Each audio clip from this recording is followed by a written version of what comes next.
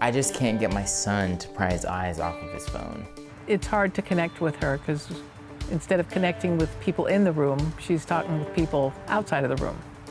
I totally understand. I had some of the same frustrations with my own 3 kids. The smartphone is becoming one of these devices that's a growing source of frustration.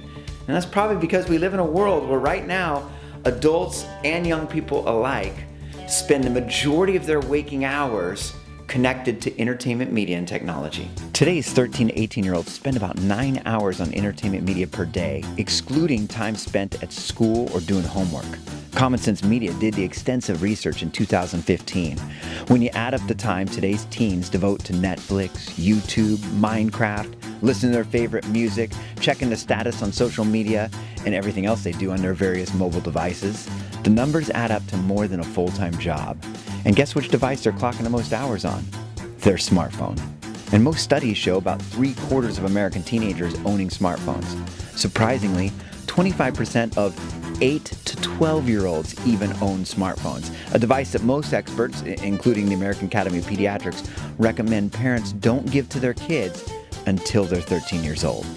And before we all start shaking our heads and saying, kids these days, let me ask you, how much time do you think adults spend on this screen? We live in a world where US adults spend anywhere between 2.9 and 4.7 hours per day on this device alone, depending on who's counting.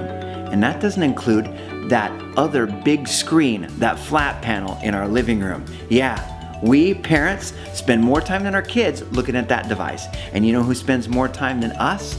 Our parents. They clock in more hours on that big flat panel than any other age group. Bottom line, we love our screens. So let me ask you, how can overconnected adults bond with overconnected kids? How do we all look up from these devices long enough to engage in meaningful conversations? Does your family experience venues like family dinners, driving to school together, tucking your kids into bed at night? Those moments when you feel like your kids almost just naturally open up without having to tell them, put your stupid phone away. How can we maximize those venues? Not only maximize them, but create venues like that where face-to-face communication just takes place. What would that look like in your home? How can we connect with a smartphone-obsessed kid?